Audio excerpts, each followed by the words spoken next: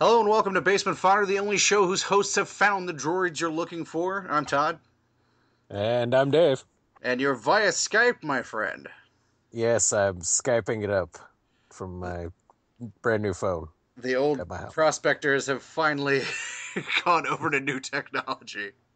That's right. I feel And like by I'm that, I becoming mean an it's just expert at new this. ways to watch porn.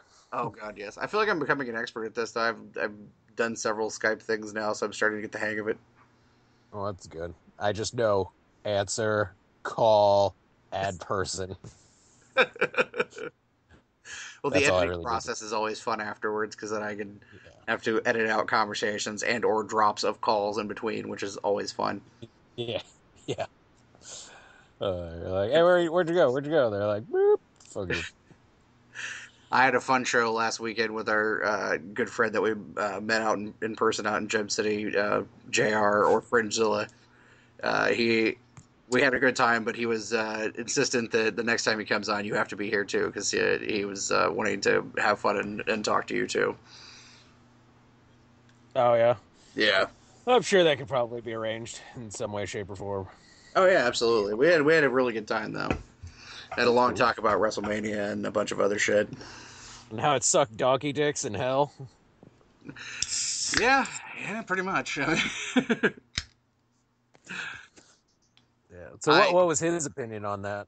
I mean, it was very similar to ours. Like he was basically saying, like, I think that people were, so impressed by it because the expectations were so low Yeah. going I into it. mean, yeah. That's kind of my thought on it. It was like, it's just crap. I don't know what's happened since then though, but I mean, You know what I'll say? Since then, they have definitely been I doing just a don't good care job. enough to actually watch Raw because it's fucking like 3 hours of fucking of the slow jerk. They've been doing a good job of pushing those secondary titles and making them seem important. Oh yeah. Yeah, like Cena has been doing like open challenges every week. And Oh like wow. having like long matches and stuff and making it seem like the belt's important. So that's actually I think that's a really positive thing. Well, that's good. Yeah. Yeah. What about Daniels? Yeah, as far as I know, like he's been kind of in a program with Wade Barrett. Although unfortunately they had to send Bryan home from the European tour because he's not feeling well. Like they're not sure what's going on, but he's having some pain issues and stuff with his like I don't know, he took a bump a weird way in a match a few weeks ago. Yeah, I guess like he was over in Europe doing that stuff and like I don't know, he's just looking kind of sluggish and is having some issues. Like I don't know, I'm not sure if it's related to his other problems like his neck issues. I think he might be having a problem with his arm. Yeah. Um it just seems to me the problem is that since he came back, he's not adjusted his style to compensate for the level of injury that he came back from. Yeah, that's always been an issue too, is like you can't necessarily, do the same things you did, that caused that injury. You have to really reevaluate what you did and stuff. And I mean, Especially if you're just gonna like heal back up and come right back out. Like Sean took years off, so he was able to kind of like, come back and still do somewhat the level of stuff he did, but more the high flyer stuff, he kind of kept it, really tight on. So, well, I mean, look what Steve Austin did. Like when he'd gotten hurt between going from WCW to WWE, he changed his working style completely. Like yeah, he had been more of a technical wrestler in WCW, and he was definitely a good hand. But like with injuries and stuff, like he changed to being more of a brawler. yeah. Speaking of that, I've heard he's kind of not happy about Cena using that stunner move. Oh, really? Yeah, like he had kind of had an agreement with them, like just kind of a handshake type agreement that they wouldn't let anybody use any sort of stunners because it's his thing. Yeah. And I guess I don't know what happened exactly, but there was some sort of issue with him over what happened on the podcast with Vince and Triple H. Those two podcasts that he did for the network. I guess like some questions got asked that that they weren't happy about. So they were like, "Hey, John Cena, we should do something to piss him off." They use the stunner. Are you smacking around a duck? What the fuck is that noise? I think I was getting messages. Oh, okay. People were like messaging. Yeah, they Man, they shit. were not happy with it, and to the point where like now they're not doing any more of the podcast with him. They did the last one with Jericho's podcast. Yeah, I saw that, but I didn't know if it was like they were just alternating different wrestlers' podcasts in and stuff like that. And it seems like they're kind of not happy with him at the moment, and he's not happy with them either. Yeah. Well, I mean, what do you expect, dude? You gotta like people are gonna ask these questions and shit like that. Like, I hate when people are like, "Oh, it's gonna be tame," you know. Jesus Christ. Who's fucking messaging the shit out of me?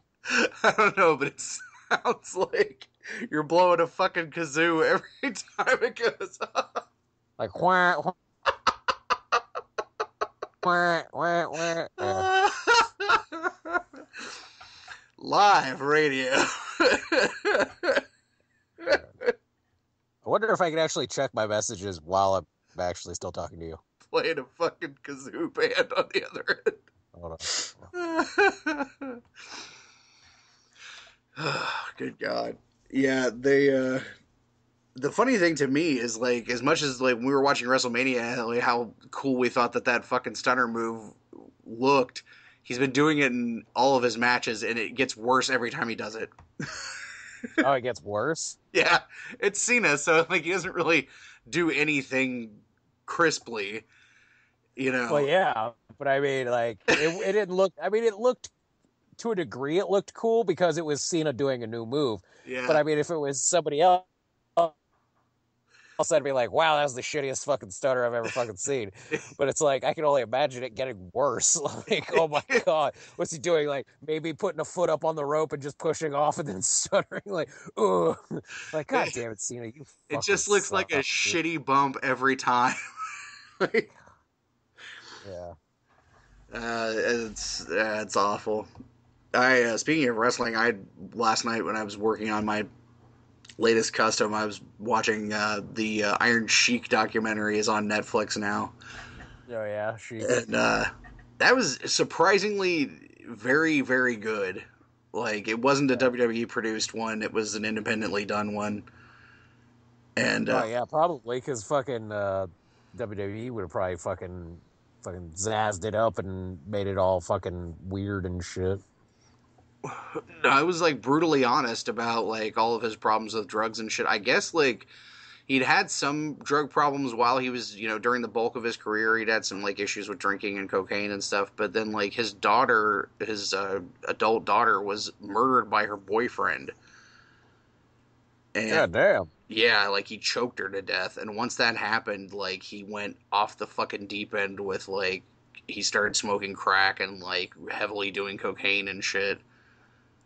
And this was like about 10 or 15 years ago. So that's when like all the really like him being crazy and him being like fucking, just saying whatever and yeah. That kind of thing.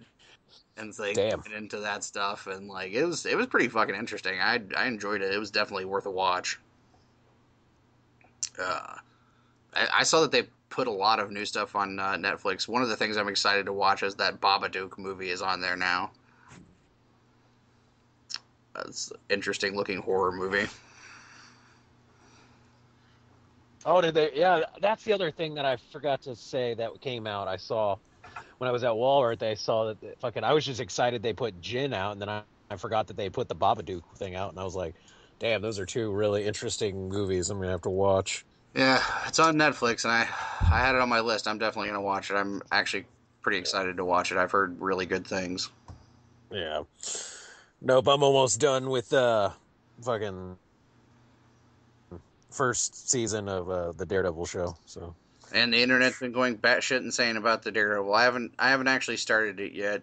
Like I was trying to catch up on DVR things that I had, like Shield and Flash and all that. But yeah. it has gotten an extremely positive response. I like it. It's definitely more I don't know, because I would say it's more my style. Mm-hmm. Because it's like it is darker, it is a little bit more grittier as far as like the action and stuff like that. But I don't think it's outside your your wheelhouse of stuff that you could enjoy. I think it's pretty good. Mm. So, How far in are you? I think I'm in like episode 11, and I think there's only like 13 episodes. So how long does it take for him to actually change his costume? I don't know. I don't think he's actually changed it yet Mm. so far. I don't know. It might be one of those like we see it at the end of the season type thing. I don't know. From the pictures I saw, it looks pretty cool. Yeah, it looks definitely interesting. Mm. A lot more like armor and stuff. And you understand why, because there are some like fights that he goes through, and like it's interesting because he does have some like pads, like some armor in like certain places, but it's almost like rubber Yeah. armor in certain spots. But for the most part, it's pretty much just like him wearing a pair of fucking like, black khakis, black boots. Yeah. Pretty much just, like a bunch of like black on black on black. I think his like elbows to forearms are kind of possibly like armored up, like with the rubber armor and stuff. But I mean, he's pretty much relying more on like, his speed and agility and stuff. So it's pretty interesting. So the fight choreography look good? Oh man, the fight choreography looks fucking amazing. Sweet. Like they have a combination of him, like the styles that they've had him using is really interesting. He does do a lot of like free running, like wire fu type stuff. Um his combat, like you can see a lot of like boxing, but also like martial arts mixed in there. A lot of it looks like some Brazilian jiu-jitsu, a lot of like holds and different things too. But it's really interesting, I think, how they do his abilities. Yeah. Because there's one episode where they're talking about like um, his ability to see necessarily. And basically, he's like, when I see things, it's basically like seeing everything on fire. Wow. Yeah, because it's basically what it is his vision is a mixture of everything, like all of his senses. That's how he Huh. can see. It's not that like remember how like I think in the show it was like echolocation type, or in the movie it was like the echolocation type thing. Yeah. It It's when it's not. It's something completely different. It's basically a mixtures of everything, like air, air flow movements, sound, smell, everything. Like all of his senses come together to build a visual thing. Interesting. Yeah. And they really don't like show a lot of like his perspective necessarily. Like as far as like seeing things, like it's not like with the Affleck movie where you're constantly seeing like the whole like echolocation view. It's not that. It's fucking it's kind of like you can kind of you'd have to watch it, but it's an interesting way they do it. He man, he is his abilities I think in the show are way cooler than they were in the movie, cuz like he can like hear your heartbeat from like a different floor away. Wow. Like, yeah, there was this one episode where he's like, there's somebody in your building. And she's like, what? I don't hear anybody. He's like, he's on the third Wow. That's floor. crazy. His heart's beating really fast. Like, he can smell, like, yeah, all of his senses are super heightened. Like, he can smell stuff. He was fucking, there was one episode where he's talking to Foggy, and Foggy, because, like, and, basically he was like, yeah, you haven't eaten since yesterday. Your stomach's rumbling, all this shit like that. Like, he knows everything. Like it's fucking ridiculous. Like the stuff that he can do. That sounds badass. Yeah, it's pretty cool. And it is one of those like origin things where he struggles like with the whole killing, not killing, um, like doing what he has to do to save, you know, his town and everything like that. Like it's really good. I think it is definitely one of those ones where it's, with like Arrow where it starts off really dark, but that's because when you're a vigilante in the beginning, you know, it's really difficult to know what path you're going down. Mm-hmm. You know? Mm-hmm. So, and they have all kinds of awesome little like Easter eggs in there for Marvel people and stuff. So, I mean, you Sweet. gotta watch it and stuff. Was it Wilson Fisk is interesting watching the evolution of him, Mm-hmm. because it's like you're watching the evolution of the good guy and the bad guy, and it's like it's very interesting Sweet. because Yeah. like in the beginning Fisk is very like I don't want to be seen, very like closed off. Yeah. Like he's very just like, you know, standoffish and really like socially awkward and, you know, just all the stuff you wouldn't imagine Wilson Fisk to be. Hmm. And then, you know, he slowly graduates into becoming in the spotlight. Man, his origin story of like some shit that he did when he was younger is fucking like fucked up. Yeah, I'm a huge fan of Vincent D'Onofrio. I think he's an amazing actor, and like when they cast him, I was like, well, I that definitely added some interest for me because like Yeah. I'm so impressed by him. Yeah. I liked a lot of the actors that they picked for this one. Debran Wall, who plays Karen, she's really good. The guy they got to play Foggy is really good. Um, the guy they got to play Ben Urich too Mm. is really good. It's God, I can't remember what his name is, but he's got a really interesting story. But I really like the guy they chose to play Matt Murdock, the guy from Stardust, Yeah. the British guy. He does a really good job. Like I think he has the character down really well and understands, you know, the beginning aspects of what Matt went through in the beginning and what he evolves to and everything. Mm-hmm. Like, and I like that they didn't mess with his eyes. Yeah. Like, because you know that thing where it's like you people are born blind have that like milky whiteness over their eyes, but some people who are blind like become blind don't have that. Yes. In movies or shows, they're always fucking putting shit in their eyes to make them have that like glazed over look. And I hate that because I'm like, that's not always the situation. And in this one, they didn't do that.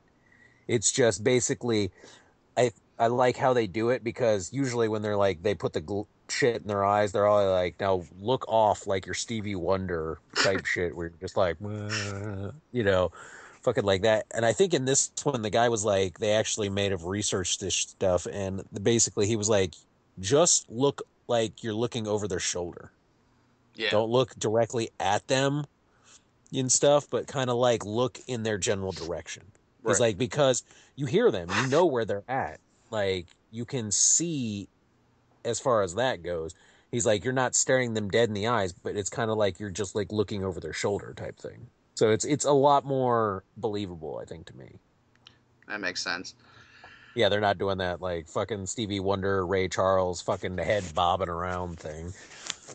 I have to mention this because you mentioned blindness and like how blind people look, and I had one of those like I'm definitely going to hell moments. Oh God, as I you do. Oh god, I rarely felt so guilty about laughing at something, but it's just like when something is funny, no matter how fucked up it is, I have to laugh because of how my brain works. And I was at the doctor to get the shot in my hand to take care of my trigger finger, Yeah. which I'm gonna tell you sucked a massive dick because it was one of those big fat needles, and Needles that they just jam in between the joints, and you're like, jammed it oh, down into my knuckle joint and was digging around, and I was like, "Oh my god, I'm gonna vomit." But I thought when you said you were giving me a shot, not fucking digging out shit from my knuckle, you asshole. yeah, then it made my hand go numb for a good like 9 hours afterwards too. But while I was sitting in the waiting room, um, this guy came in and he was leading this blind lady. She was kind of like a middle-aged black lady, and Yeah. she he led her up to the counter, and like she was there to get her hand looked at or something. I think she had like a bandage on it, so it must have been injured or something like that. And he'd led her up to the counter and like signed her in, and he led her over to sit down. She didn't have one of those sticks like they normally have, like Yeah. the clicker type sticks. And so she was sitting down, and she must have had a question or something to ask the receptionist, because she got up, and in the waiting room, like it was an open waiting room, except they had this like partial wall that was like made of glass. It was like a partition, sort of like Oh God. frosted glass, and it was kind of like directly beside where she was sitting, about 10 feet away. Mm-hmm. And I wasn't paying enough attention to have like prevented this from happening, so I didn't catch it until right as it happened. But she got up out of her chair and walked over in the direction of going towards the thing, and she slammed face first right into that partition. Oh Just God. whang, and I bit my lip so hard I thought I was gonna get blood out of it to not crack up, because you don't want to laugh, because like obviously it's fucked up, but my But god. it's like, yeah. And I was just dying trying not to laugh. I was just digging into my lip, and then So she just what sort of, about the guy? Like the asshole he just was, left her there? yeah, like he just let her in there and left, and I was like, man, you could have fucking stuck around until she went in, man. Like, Yeah, like what's she supposed to do for the rest of the time? Like, all right, I got you to the chair. Now go fuck yourself. Like, she she she no kind of like, stick, no dog, no nothing. Like, well, you're in a building. You should be fine. Like, she kind of just like was like, oh, and kind of no sold it. And then like the receptionist, the most fucked up part is the receptionist watched this entire thing happen. Like, like literally was just staring at her he like this was blind lady's about to walk into this watching partition. her, and she wanged into the wall, and I could see the receptionist like do the same thing that I was doing, but she could have prevented it. She could have said something. That's how you know. Now, see, that's why you know receptionists are fucking evil. They are fucking evil. So she sort of like no sold it and asked her question, and then she came back over and sat down in her chair, and she had this enormous like fucking bag purse. Yeah. And she starts like rummaging in her purse, and she's rummaging and rummaging and rummaging for like a good 2 or 3 minutes. I'm like, what the fuck is she looking for? Then she pulls this thing out, and it's like some sort of tape recorder type thing, like that you have like a tape in and you can listen to, like one of the old school ones. But this thing Yeah. was huge. I mean, it was the size of a goddamn cinder block.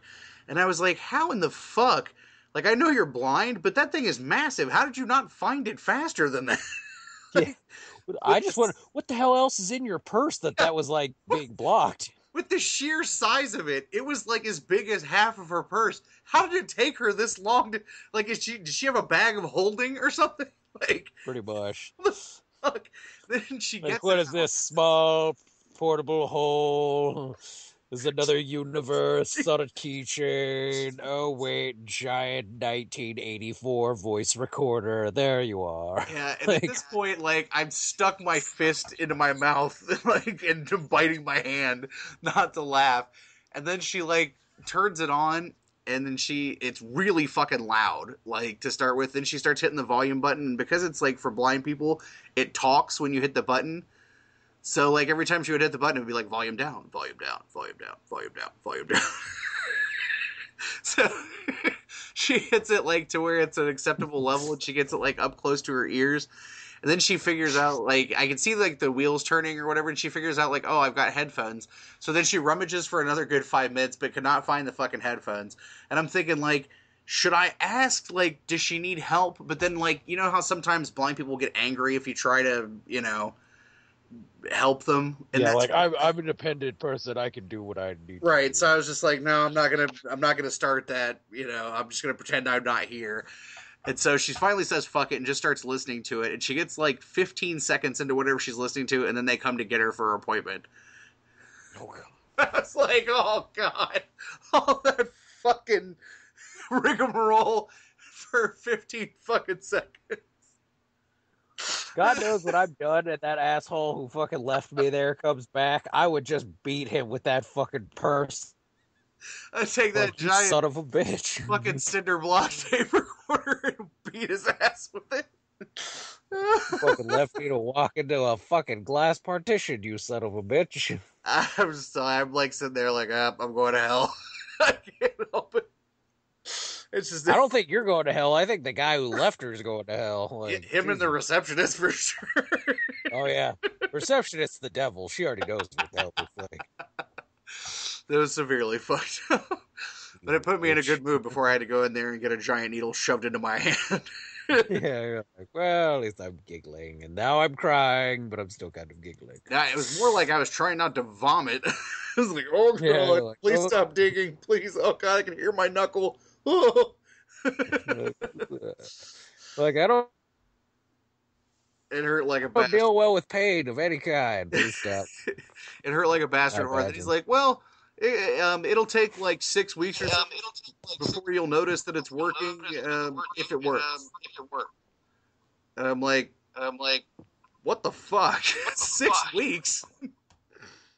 It's like by the time it should start working, you've even forgotten that you had a giant needle jammed into your knuckle. Like, oh shit, my hand, it's not as bad anymore. The Like, thing I hate what the about fuck? doctors is they only listen to about a third of what you say.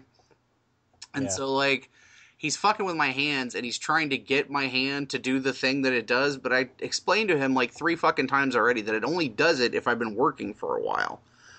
Like, Yeah. if I've been working for an hour or two, like, that's when it starts to lock up. And he's, like, putting it in all those weird positions or whatever. And he keeps being, like, having that look on his face, like, why is it not doing it? I'm like, motherfucker, I just told you, like, why it's not doing it. It's not going to do it because I haven't been doing anything. Yeah. So, nah, like, it hasn't done it since, but I haven't really been doing, like, I did some level of sculpting. I was working on that sculptural project that I did for Michelle's poetry, which everybody saw on Facebook, which I think turned out really well. And she was pretty happy with it. Everybody's the response to it's been really cool. It's interesting for me to do something that was so far outside of my comfort zone. Yeah. Definitely, like I know you and I have talked about it. Like I've been feeling kind of stifled about my artwork and stuff because it's just been a lot of orders and kind of stuff that really isn't all that interesting to do. But Same old repetitive, like, yeah. I already made one of these. Make 16 more. But then doing something like this was like a nice kind of like, it made me feel more artistic, like some creative license and stuff. It was something that, was completely and wholly from my mind. It's kind of cool. I don't know. I might definitely. try to do Those are always good. stuff like that in the future, maybe. Oh, sweet. Be cool. Oh, okay. So, yeah, you were in got back from Texas. you were Yes, I was in Texas. You had quite an adventure. I had an adventure on the way to there and back from Tejas. Yes. So, I left from work on Wednesday night and drove to my friends in Indianapolis, and the shenanigans started from there. In fact, actually, the shenanigans started on the radio. The radio, I found out that the devil and Lucifer have come together. Beelzebub and his buddies. Skrillex and Justin Bieber made a song together. Oh my god. Yeah, it's the most god-awful fucking thing I've ever heard in my life. Like, it makes me want to kick small children, like, while I skip around gleefully. It's horrible. So I had to listen to that. Then I got to my friends, which wasn't that bad of a drive. And we were supposed to meet up with our other friends, like they were going to come over and we were going to like caravan out. Well, basically our other friends are like, well, like we were sitting there waiting for them so we could pack all the stuff into the trailer. Right. And then all of a sudden, like, our one friend from Cleveland shows up and, because he was going to throw his stuff in there real quick and then go over to our friend Matt, or actually wait for them to get over there. And he gets a text and he was like, yeah, we're not going to come over there. We're just going to go ahead and get on the road. Okay.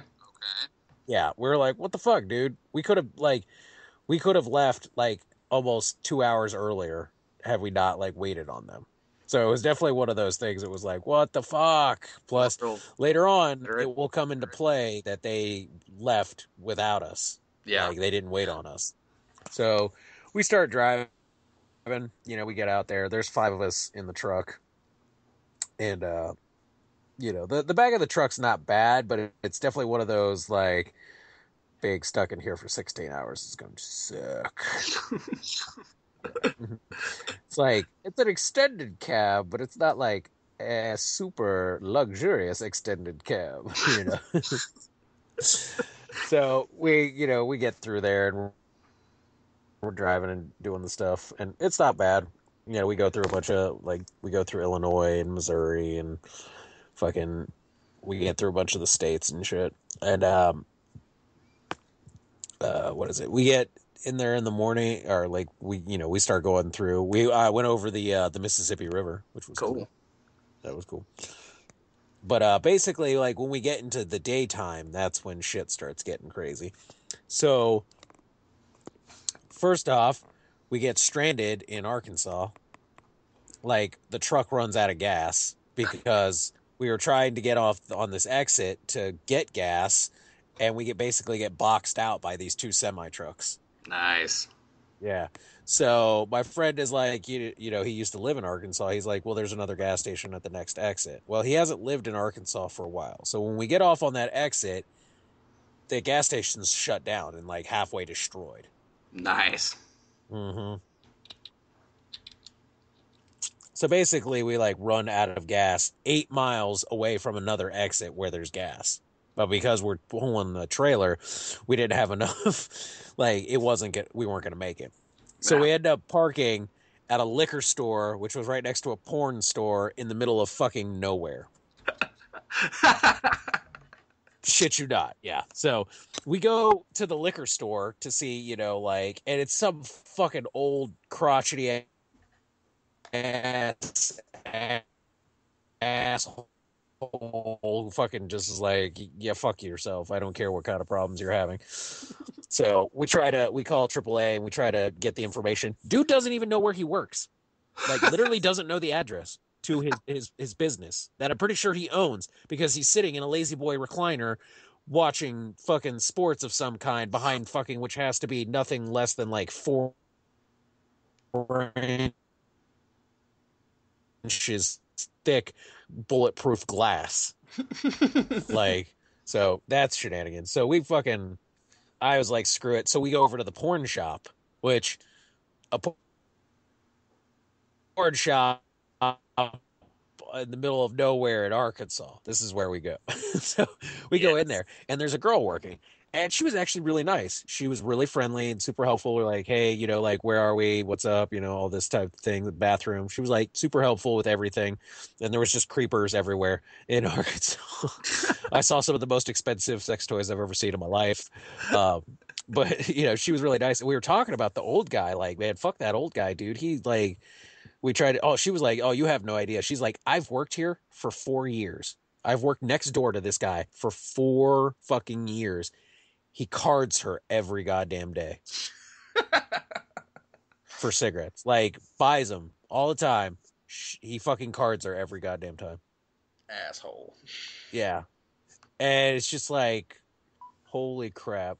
Then there's some fucking old drunk guy who literally looks like his face is like, it's that like, you can tell he's drunk because his face is so fucking red.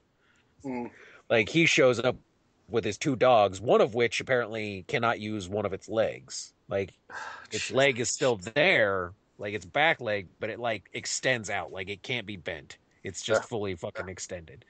So, and his face literally looks like his nose has been mauled on.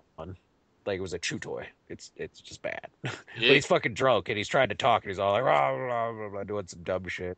Fucking letting the dogs roam around. Like apparently fucking in Arkansas there are just packs of wild stray dogs. Jesus. Like none of these dogs had collars on them or anything like that. So but anyways, he's fucking doing some shit. He sets off the alarm to a car and fucking was like looking at us, talking to us like it was no big deal, and his thing's just fucking going off. And he looks around, he's like, "Oh, did I do that? Blah blah blah blah. I'm drunk."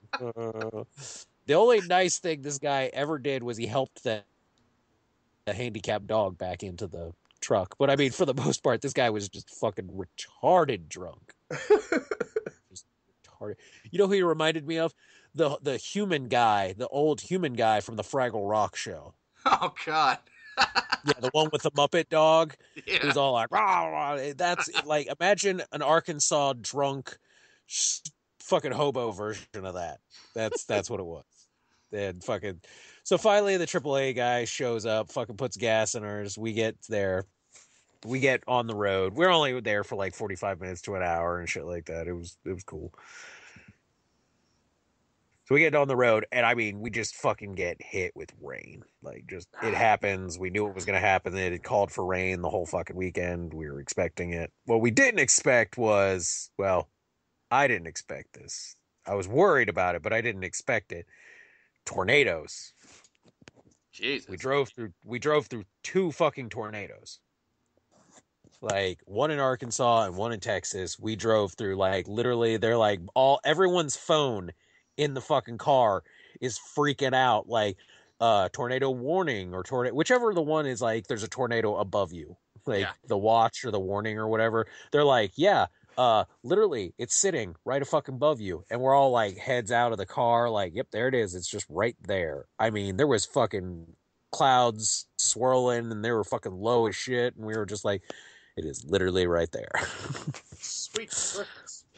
Yeah, so we drove through two of those while pulling a trailer going like 75 to 80 miles an hour.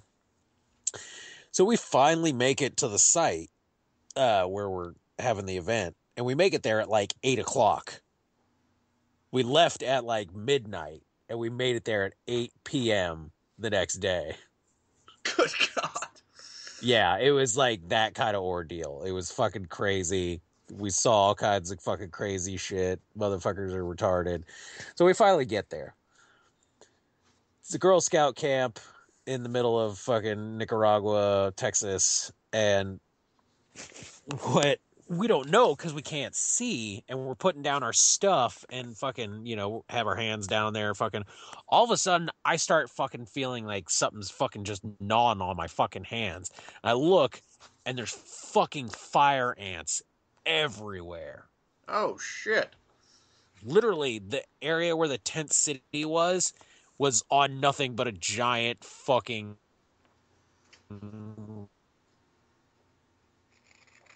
like fire ant paradise. Oh Like, my there, God. you couldn't walk more than like 5 to 10 feet and not find another mound of fire ants. So needless to say, the first 10 minutes I'm there, my hands get eaten alive by fire ants. And then I spend the rest of the weekend trying not to get bit by these fuckers. And then there's June bugs, like massive, the size of your thumb June bugs flying everywhere. Good God, man. Yeah, so that was fun. And then it rained a few times, but honestly, it didn't rain at all. Like, everybody there was kind of pissed because they had packed for like monsoon season. Right. And it didn't happen. It like rained the first night, and then it sprinkled a few times the rest of the night, like the event. But for the most part, it was just fucking hot and humid. Oh, They're God. like, hey, it's like 80 degrees with like 80% humidity. Everybody's getting heat exhaustion and second-degree sunburns. So you got a pretty bad sunburn then? Yeah, I got one on like my head to like point. It was like blistering. Oh, good Lord. Yeah, it was pretty bad. Like, it was just, I should have wore like a hat or bandana or something like that, but it was like one of those, like, I don't want to put something on my head because it'll trap the heat in there. And I was already sweating my fucking ball sack off. But I mean, it was a blast. I had a fucking phenomenally fun time. There was hundreds of people there. It was fucking crazy. We had fucking all kinds of crazy ass shit. I mean, they were fucking hucking real fucking like military grade smoke bombs everywhere. Like, there was all kinds of crazy ass shit. Got bit by either at first I wasn't sure if it was a spider or a scorpion that I got bit by, but it turns out it was just a spider. Like, it wasn't any kind of crazy spider. But yeah, that was nice on the arm. So, but basically we like harassed our friends when we got there. Like, I fucking gave my friend Andrew shit because he was the one that drove.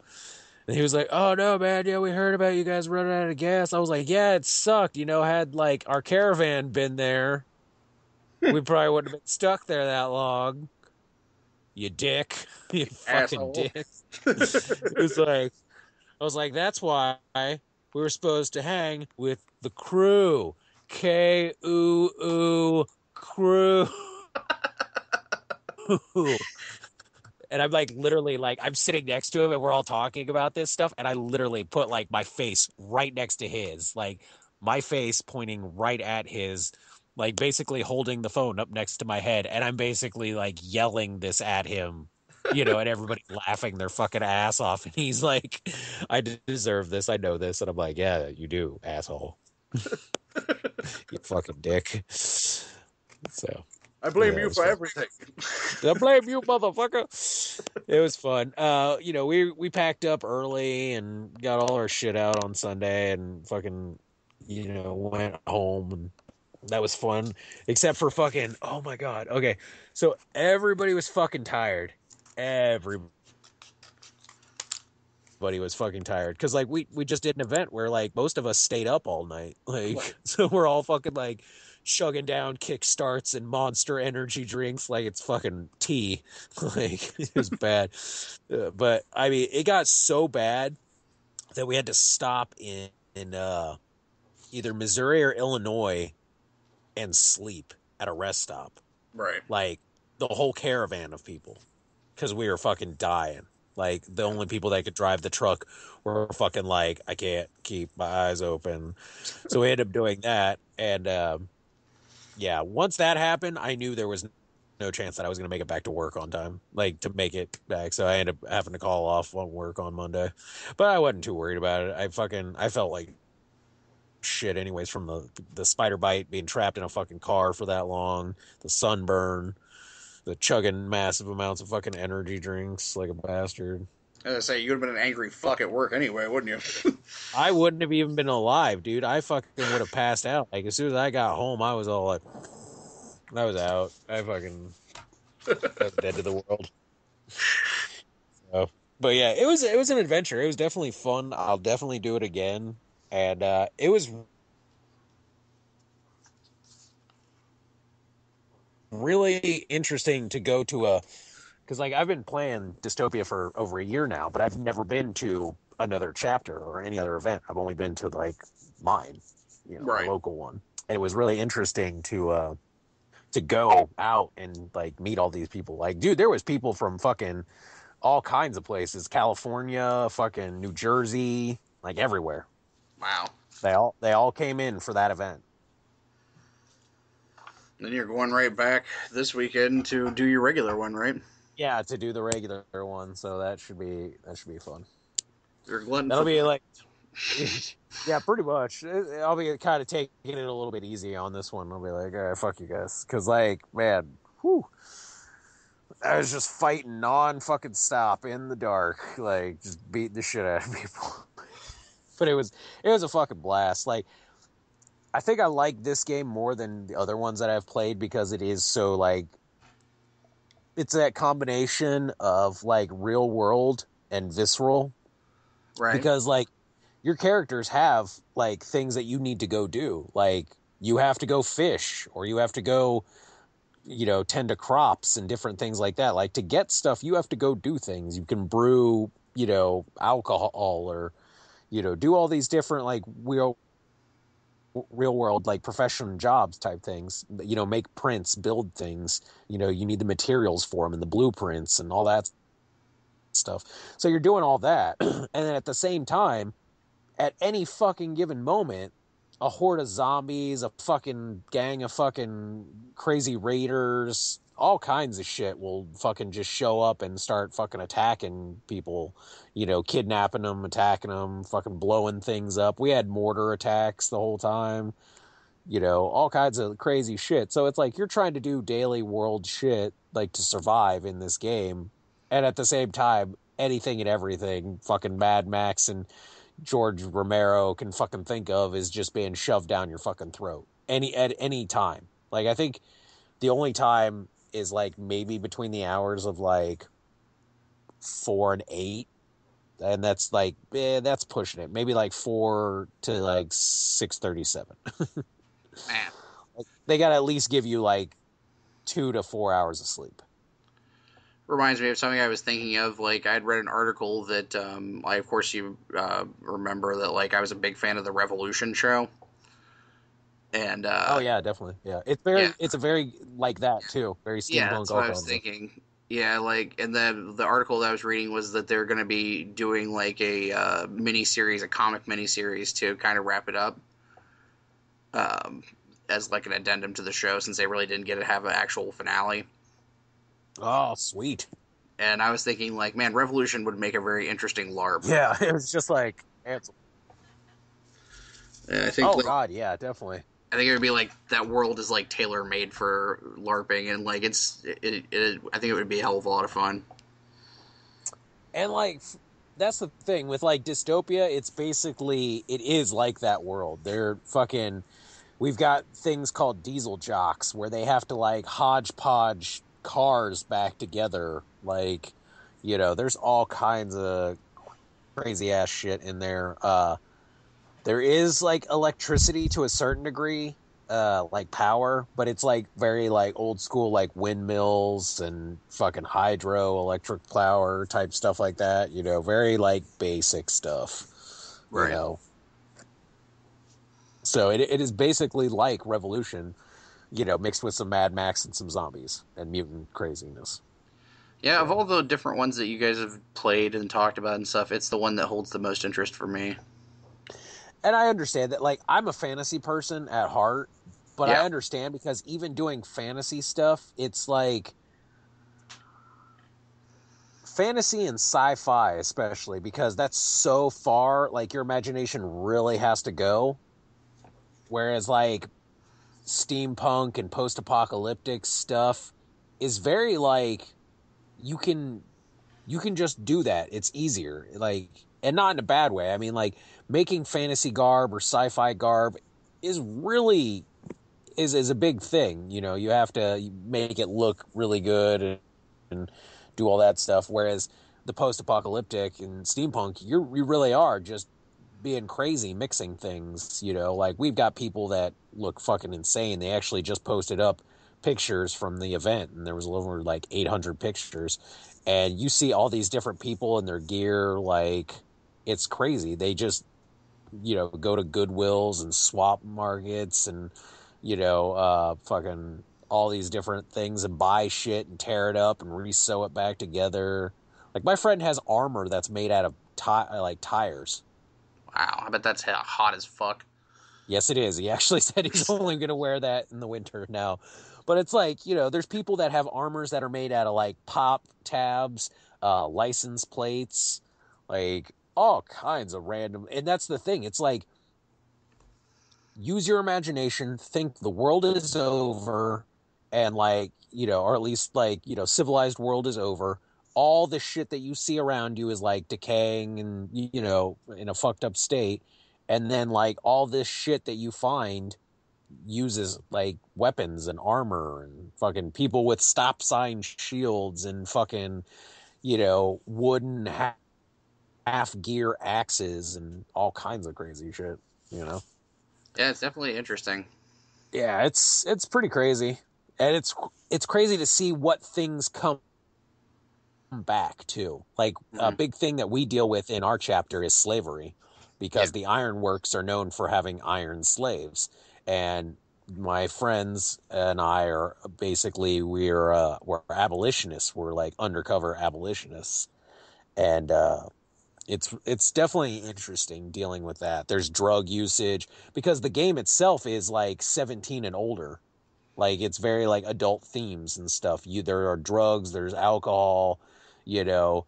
Uh they really don't tend to like sex stuff, kind of like, you can allude to that, but there's nothing like, like rape. I had already told you that story about people going too far with that and shit, but I mean, you can cuss all the time and stuff. In fact, there's actually like a group of people that, like, if they didn't cuss, they would be like, "What's wrong with you?"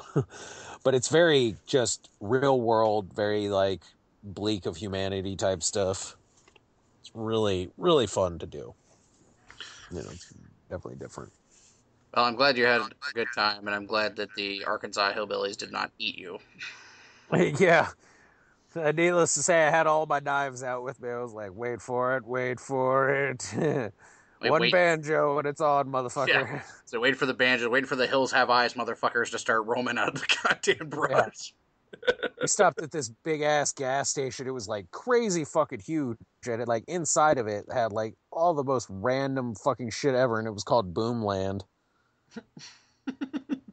Like, they sold fireworks and all kinds of crazy shit. It was like, oh, damn, dude. It was like a mini fucking swap meet in there.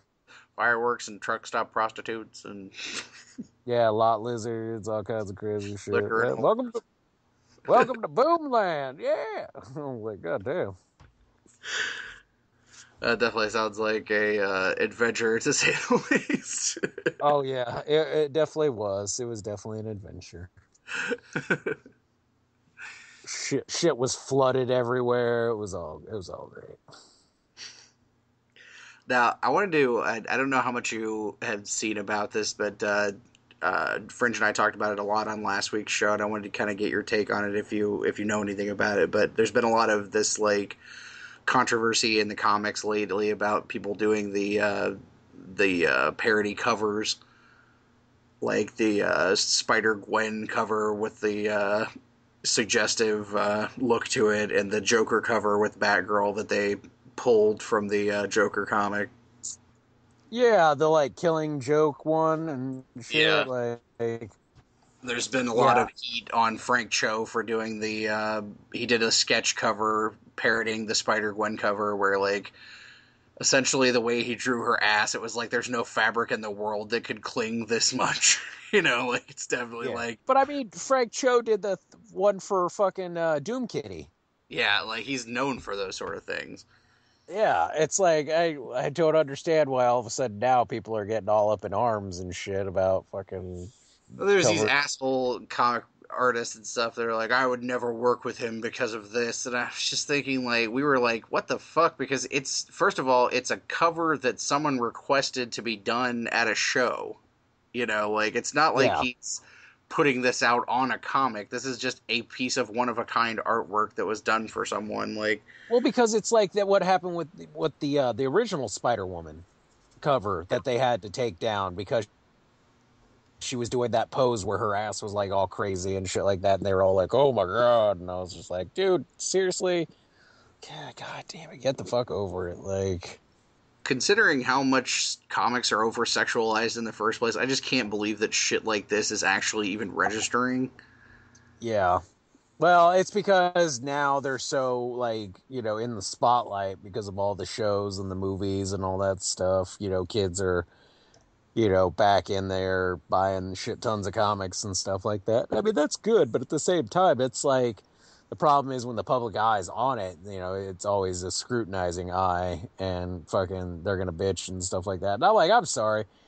I hate hearing, like, it was like that story that we hear from that guy whenever we go to the flea market and shit, where he talks about like why he quit working for the comic shop because they were like, oh, my religious beliefs, and they wanted me to draw a pentagram and all kinds of crap like that. And I'm like, dude, okay, whatever. Like, that's cool. That's your choice. That's your belief system and shit like that. But like, he keeps telling the story over and over again, like fucking, they like were trying to oppress him and some shit like that. And I'm like, you're It's an like, dude, idiot. they're not telling you to worship Satan. They're just asking you to draw something in a fucking comic book. Yeah.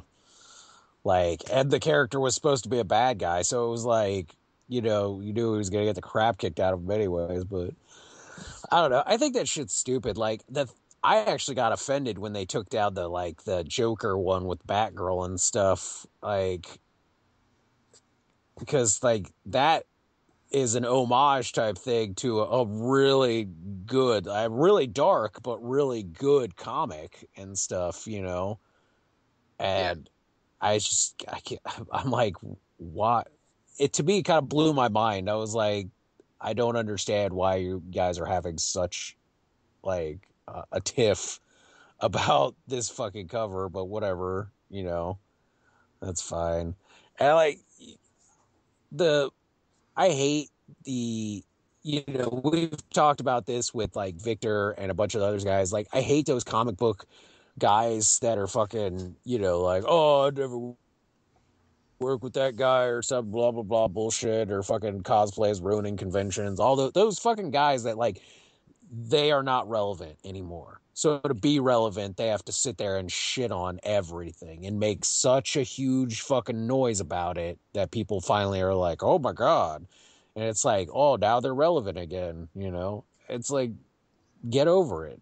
Like, fuck, shut the fuck up. No, I definitely agree with that. Like we talked about it for a good long time on last week's show, and it just strikes me as ridiculous that there's so much attention paid to just stupid shit like this, to the point where, like, with the thing with the blank covers is, like, every time something out like this comes up, you know, the major companies do less and less of the blank covers because of shit like this, and it's getting to the point where, like, I guess, like, Fringe was saying that the next month's releases are barely doing any blank covers at all, which is horseshit, because, like, these artists that do, you know, conventions and stuff, they make a lot of their money this way. Yeah. And it's taking away a major avenue of revenue for these guys. Yeah. And that's the thing. It's like, and that's why. They want that to go away. They don't want these guys to be able to do that. Yeah. Because these guys are making money, those guys aren't. They're pissed about it, so they're fucking. And it's like, well, that's because you're trying to hawk shit from fucking like 10 years ago. Like, you're trying to stay relevant on shit that's not relevant. You know, yeah, you made art, you did something amazing and stuff like that, and we'll cherish you forever for it. But goddamn, Yeah. like, either come up with something new or accept that fucking, you know, shit changes and you're not going to be, you know, what's now. Like, we talked about this before about, like, them bitching about guys that do sketches and stuff. And I'm like, yeah, but, like, these guys are really good artists. They're working to try and get their stuff made, so they do these. Plus, it makes me as a person more likely to get a picture done that I want, the way I want, you know, for probably the price I want. Yeah. You know, that's the thing. And they're all like, well, you know, you should be willing to pay for, you know, this piece of art and stuff like that. And I'm like, dude, we're not all fucking Daddy Warbucks here, dude. I can't afford fucking your $60, fucking $90 print because it's just you. And if I try to fucking be like, oh, hey, can you do this? They'll be like, that'll be extra. It'll charge you extra. Do all this shit. And it's like, by the time it's out, you're walking out with a print that's probably like $150, $200 because they're like, oh, we got to charge you all this extra crap. It's like, these guys are just trying to make an honest living, you know, try to support, you know, because like shit like Kickstarter and GoFundMe and like Indiegogo and all that stuff, those are still relatively new things. You know, Yeah. like, other than that, these guys had to fucking, you know, work their ass off to get their comics made. So they had to fucking hawk pictures like there's no tomorrow. But it's not like, you know, they're copying your guys' shit. Like, these are their own creative ideas. Yeah, it might be with your characters, but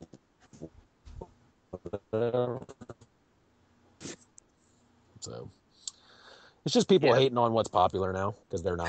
I agree. It's a thorny subject, and, like, It's crap. it's hurting artists and their ability to make money, and that pisses me off. And Well, plus hopefully, it's also like it's ostracizing the fans. yeah, Like, to me as a comic reader and stuff like that, if you're gonna, you know, if something comes out and me as the reader likes it and is not making a fuss about it, it is actually like, oh, I love that cover, blah blah blah.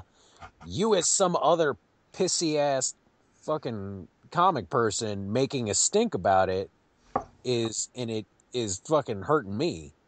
Like, now the things that I enjoy are being taken off the shelf, you know? Like, that's crap. yeah, I agree. Some people Like, try very hard to be offended.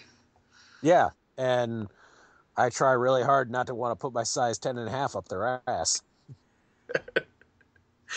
Well, speaking Both of their butt comic cheeks. books and Yeah. Their butts size. get offended when I wedge my foot in there.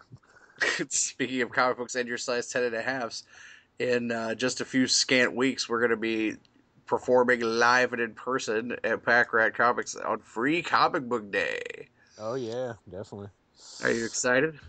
I'm always excited. It's gonna be fun. I mean, I always love Pat Kratz Free Comic Book Day. They do an awesome job, and it's cool too because it's like they do a really good job of making it for everybody. It's they do a lot of stuff for the kids, which is awesome. But at the same time, you don't feel like you're like, oh god, cribbage is everywhere. I can't be here. So that should be fun. And yeah, definitely getting to do a live thing is always a fun time. Especially from there because they've been so cool with the show like ever since the beginning, and it is our our favorite comic store and the one that we go to probably the most. Right. Yeah. As far as like down here, I know you go to your local comic book store up there every week, but I was really happy that because like there's a waiting list to get in there to be on their Free Comic Book Day because of the level of business that they get in there. And for them to ask us to be there, that's like an honor, for me. Oh yeah, that was definitely one of those like, are you guys kidding? Or are you just like joking with us? Because like don't give me blue balls about. Don't fuck with me now. Come on. I know that the special guest that they're having this year, their celebrity guest, is the guy who did the motion capture and the voice of Donatello. But they were really true about it in the Ninja Turtles movie. Yeah. And Dirk is going to be there. Our good friend Dirk Manning's going to be there, and our friend Sean Forney and Josh Blaylock, who does the Mercy Sparks comic and the Warriors book, is going to be there as well. Yeah. And lots of other artists and writers, and we're going to talk to Dirk a little bit when we were at Gem City, and we're going to try to do a kind of a roundtable sort of a show. Yeah. With all of our friends there, and have a kind of after hours super fun time thing. And I think it's gonna be a lot of fun. It's gonna be interesting to set up there and be there for the entire day, because usually when we go to Free Comic Book Day, we're there for a few hours and we bounce. But we're definitely gonna be there for the entire thing for that. Yeah, I mean, ever since like we started doing this, though, I've noticed progressively we've started going longer and longer at these cons. Like, I mean, what was it, Lexington and Gem City? We pretty much closed them out. Like, yeah, part of that is just because we know so many people, and we made friends with so many people now that like in order to stop and like talk and have time and get around and see everything, it takes time.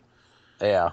And we're meeting more people and making friends with more creators and writers and artists and vendors and things like that. That it's starting to get to the point where we're kind of part of the crowd and part of the scene. Yeah. And then after that, of course, we have I believe it's in either in the end of May or the beginning of June. We have the first Stebbins Con of the year. Yeah. That'll be our next live appearance. Lucha Band. That'll be super awesome fun. Yeah, the Lucha Band is supposed to be there, but it's supposed to be performing in a room that is not where everything is. So we'll be avoiding that room like the fucking plague, I'm sure. I'm sure everyone will. Like, I almost feel bad for the Lucha Band because they're like, man, last year we had such a good audience. And then this year they're going to go to do it and they're going to be like, nobody is in the room. If they think they had a good audience last year, they're fucking delusional, considering that everybody vacated the area the second they started playing. They were wearing masks, like they could see. They were just like, woo! So they're going to be there. And then after that, I believe our next live one is the Ohio Toy Comic Show, which is on our birthday weekend for our good friends at Roma. And then the last one of the year is the second Stebbins Con. So that'll be a lot of fun. Yeah. So lots of live. Like, we might get more in there, but yeah, we might get another one in there. Yeah. I know our friends at Impact Comics have just opened their new location, and they're going to be open for Free Comic Book Day. if you guys are going to be in that area, our friend Casey Anderson, who does the Waffle Kiss comic, is going to be one of the people who's at Impact for the Free Comic Book Day. He's going to be signing, and I did get a message from him that he'd love to come out afterwards and do a show with us out here in the basement of Doom. Oh yeah, definitely. So he can talk about Vikings versus unicorns. Yes. Glorious Vikings versus unicorns. Glorious Vikings and unicorns. Yeah. It's going to be a hell of a lot of fun. I'm really looking forward to Free Comic Book Day. We have a great time every year, and it's going to be interesting to be on the other side of the table for this one for sure. Oh yeah, definitely. It'll be fun to. I'm excited to kind of like see what happens with all the creators. I want to get them together like we were talking about, and really kind of just I really want to hear some like stories about when they first started, like what it was like for them in the beginning, yeah, type absolutely. stuff, like how difficult it was, or did they have help, different shit like that. Really kind of let people hear the beginning tales of a Dirk Manning or Blaylock, all those guys about what it is to kind of start indie and work your way up and shit. Yeah. So, should yeah, be I'm fun very time. excited to talk to Josh Blaylock because I'm a huge Mercy Sparks fan, and I know you've liked the Warriors book too. So definitely hoping that we can hornswoggle him onto the live panel thing that we want to do. Yeah, that should be interesting. It'd be cool to see, because I know they like to do it with an audience and stuff like that. And I mean, as long as they let everybody know that this is not a child-friendly show, that it'll be okay. But it would be cool to get some people in there that have some interesting questions and stuff, and kind of see how the guys react to it. Yeah, I think it's going to be a lot of fun. Now, the good news that I heard, comic related wise, is our friend Eric Adams, who does the Lackluster World. He did get fully funded on his Kickstarter, awesome. and I think he did. I'm not sure if he hit the stretch goal or not, but he definitely got past fully funded. So, congratulations to Eric. And Lackluster World is a fucking amazing book, and I absolutely loved it. Both of us loved it. Yeah. And I'm sure everybody who was going to get the collected edition of that is going to be absolutely in love with it. Yeah, that should be good. So it's a big congratulations to him on that. Yeah, I know. Recently, you just linked that one that we were talking about earlier. The God, I can't remember what it's called now. The one we were talking about, yeah, I think people, especially indie comic lovers, I think they definitely need to start scouring the Kickstarter and different things like that, because I've seen a lot of very interesting. One night I got on there and literally spent 4 hours on Kickstarter, because originally I had started because I was wanting to help a Kickstarter that I had seen, and then I was like, you know what, I want to see what else is on here, and I just started going through different RPGs and comics and all kinds of stuff, and man, there is a lot of shit on Kickstarter, just on Kickstarter alone. But I mean, you could go to Indiegogo and all the other ones too. But I mean, if you're really into finding new things and kind of just getting in on the ground floor, I think just spend a couple hours on a Kickstarter and stuff and see what you can find, because you'll find some crazy shit. And every time you do this, you're supporting independent comics, and you're supporting books that aren't going to get made unless they can find an audience that way. And these guys are not working for the big two, and they're not these are not corporate books. These are the kind of books that are oftentimes much more interesting than the things you're getting from Marvel and DC. Yeah. And yeah, I've definitely seen some stuff. I've seen some stuff where it's the same old regurgitated shit, but I've seen a lot of things too where they're a unique perspective, or a different concept, type thing that you're getting out of these guys. And the cool thing about that too is especially with Kickstarter and Indiegogo, is there's those rewards. You might be paying a little bit more, but you're getting more too. They usually have pretty interesting stretch goals, rewards. I know you did the what was it, the Carmageddon, or the I certainly did, yes. Yeah, got like a shit ton of rewards for stuff like that too. So it's like it's not like you're not getting anything for your money. Usually you're getting a lot of like awesome stuff. So I think, if you're into, indie comics and swag and all kinds of, fun stuff. Not to mention, there are those people, those collectors that are like, I've been here since the beginning and that's cool, but like, some people are like, it's really hard to do that. It's hard to kind of get in on the ground floor with, a story or a comic writer and shit like that. And I'm like, this is actually really helpful if for the fans as well as it is for the creators. Yeah, So, absolutely. Right now, David Brown's Obscura book, which I reviewed on the show that I did with Michelle and Crystal, he's doing a Kickstarter for the collected edition of Obscura, and I got a PDF of all the Obscura that I got for when we did the show, and it's a collection of short stories that are like horror, science fiction, fantasy, that sort of thing, and it's absolutely fantastic. And so if you guys are into that sort of thing, please look into that on Kickstarter. I've got the links up on our page now. yeah. And that's definitely something that I myself will probably be supporting because I enjoyed it so much. Yeah. Uh, it's absolutely a worthwhile thing to support books like this because you're helping the independent creator and you're also getting, like you said, you're getting the swag, but you're also getting in like you said on the ground floor of something. And you're being, it's like it's a way for the comic book fan to be a part of the comic book process. Yeah. To be Which like, is hey, I helped get this comic made and shit. Like some of those like stretch goals are even just your name in the comic. And like people are like, oh, that's no big deal. But like you say that until you actually see your name in a comic. Then you're like, holy shit. yeah, I can speak from experience on that because Yeah. when Yeah. when our names were in the back of one of the Mystery comics, it was like a huge moment for me. I've been reading comics since I was 5 years old, and to see our names in our show in a comic book, it's like one of the most exciting things that you could possibly get as a comic book fan. Yeah.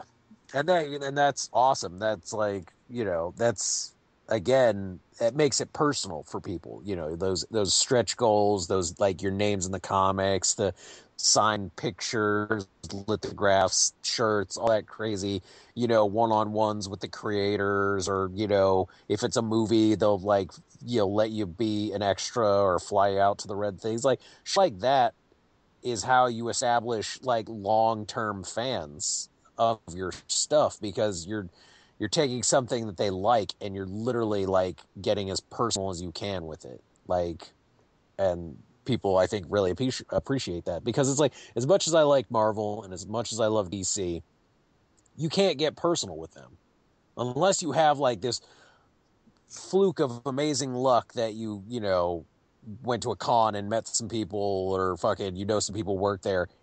It's really hard. You know, you're pretty Oh yeah, much, you just feel like another one of the people just buying the books. And there's nothing wrong with that. But I mean, it's nice to feel, fucking connected to a world, to a story, a character, a fucking place, something, something that's being shared with the rest of the world that you're, that connected with. So absolutely. definitely a lot of benefits to it. Yeah. Yeah. Please support Salvagers, support Obscura, support any of these great comics. Howie Nolchin, who does the Terranormal comic, he's got a Kickstarter starting up on, I believe, May the 4th for the next Terranormal project, and I'm a big fan of that. And actually, I've been speaking to him, and he's going to be on the show here as soon as we can find a time that works for us to record. I think we're going to try to have him on around the time that the Kickstarter starts up so he can promote that. Oh yeah, And so definitely. that'll be a lot of fun. We'll get to talk to him about that and his experience with doing the April Fool's gag on The Walking Dead for the AMC website, which was pretty cool. So that'll be a Yeah. lot of fun. We're That coming up that on the should be time fun. now, so Yeah, that should be fun. Yeah. I think we're going to go ahead and wrap it up for this time. But we'll be back next weekend with more wackiness and fun. So For until so for this week, I'm Todd. And I'm Dave. Wrap it up, Yeah. B. Until next time, the basement door is closed. My Skype is off, bitches.